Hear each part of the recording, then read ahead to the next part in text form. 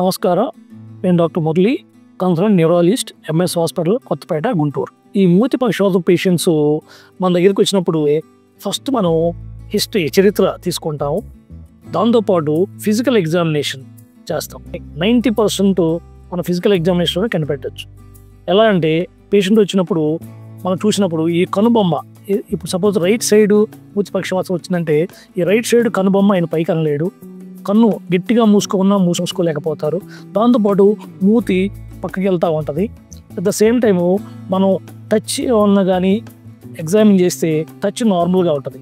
Only కండరాలు weakness మాత్రమే దీనిలో ఉంటుంది. దీనికి సంబంధించి మనం నరాలు టెస్ట్ చేస్తాం.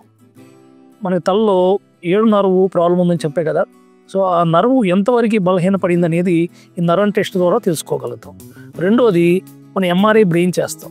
ఎక్కువ శాతం మందిలో ఈ ఎంఆర్ఐ నార్మల్గానే ఉండొచ్చు, కానీ ఒక్కసారి రేర్గా చిన్న మెదడులో చిన్న స్ట్రోక్ కానీ చిన్న గడ్డలు కానీ ఈ రూల్ అవుట్ చేసుకోవడానికి మనం ఎంఆర్ఐ చేస్తాం. దీనికి సంబంధించి ట్రీట్మెంట్ చాలా సింపుల్ అండి.